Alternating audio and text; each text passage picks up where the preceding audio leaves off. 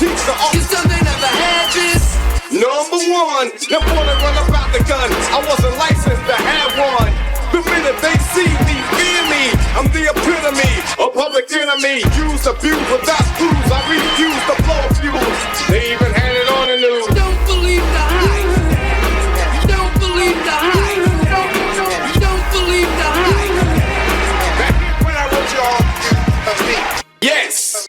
Karen, can you please explain the journalism of the day? Because I swear to God that they don't want me, and I'm nobody, and I don't know journalism, but some of the stuff that CNN does or even these news outlets do to allow these people to sit up here and lie and not have nothing to come back on, sometimes they do, but most of the time it's like, this is scripted, I'm going to let this happen, this is what they say in my ear, I can't do this, Yes. you say this, you can't fight back. Okay, so here, let me make it easy. First of all, you do know journalism because you're a person with a brain, and it's not hard, right? Journalism is not hard. It's asking questions and then asking follow-up questions. And if the person doesn't ask the question, you keep asking the question, and then you tell the person they didn't answer the question that you asked. Is asking good questions and requiring answers. And if you don't get answers, then you say they refuse to answer. When you're writing or when you're talking, they refuse to answer the questions, which then by itself will make you come to the conclusion or allow you to come to the conclusion that this person is either hiding something or they don't want to answer your questions. But journalism is just asking the questions that people need to know and getting the information and then verifying the information. That's the other component of journalism that doesn't happen. Our problem is we have mistaken cable news, which is WWE, which is a sports version of the news, which is ESPN News, for actual journalism. They've never been journalists. They've always been news readers at the best. They have a string of producers and they sit in a room and they decide what's going to bring up the ratings. Mm-hmm. I remember when this breaking news thing started to become like every single story was breaking news. I was like, that's not breaking news. And then it can't be breaking news 5 hours later. Right. It broke already. Like, are y'all still doing breaking news? Well, now it's 24 hours. So now we got each audience, we got to keep it going.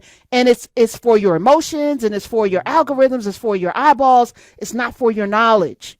So if you really want to know good journalism, I have a subscription. It's very expensive to the Financial Times because I want to know what the world, and thank you, Dr. Carr, for introducing me. But I got that subscription. I like the Rolling Stone magazine because I feel like they and they have a lot of, outlets under them.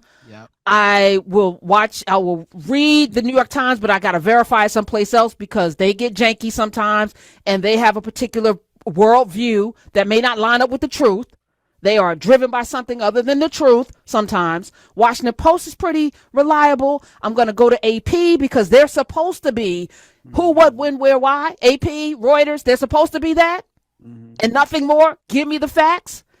But yeah, it's tough. It's tough. And I am really sad by the state of journalism right now. And I can't say enough about it. I'm no longer a journalist, but I'm watching because this generation doesn't even know what that looks like. And because I teach it, I know that most of the media majors don't even read. They don't read books, which is important for it's important for a journalist to know. If you're going to go into you better read you some Howard French. You better know some things about Israel and the Middle East, whatever they call the Middle East, what's going on in Africa. You better read some things so that you can bring that knowledge into your journalism to ask those good questions. Good questions come from knowledge. Mm-hmm. So people need to know stuff. So that I can't explain why we aren't. A lot of times I'll find stuff is covered better by outlets that aren't in America. Like sometimes I'll see like a BBC report and be like, I learned more in this than I learned in some of the stuff we have here. Some of the international news. We have a Japanese news channel on our cable, and sometimes I'll just watch that one because they honestly are covering stuff in America. Like during COVID, they were covering COVID stuff better than American outlets were. It's sad, really, what happened because it happened in our lifetime. It wasn't always like this, but I don't think I can convince people. I think if someone was born like 20, 30 years ago, I could not convince them like, no, news wasn't like this before. It wasn't a cryon at the bottom of the screen, always breaking some news that you already knew about, creating a sense of panic that made you continue to watch. That's why I think we're in a unique position. This generation, our generation, I'm scoop you in because we are both. Generation X, on both sides of it. It's our job to build a bridge because we're old enough to remember.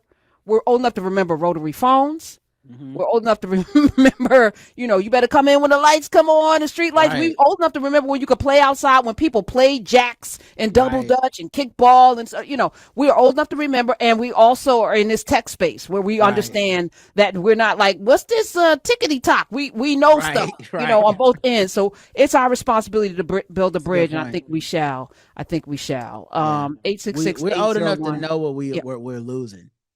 Like we're old enough to be like, oh, you used to have to like punch a person in the face to do that. Like, Yes. like you have Yes. to risk a punch in the face, and that just changed the dynamics of what you was willing to say to somebody.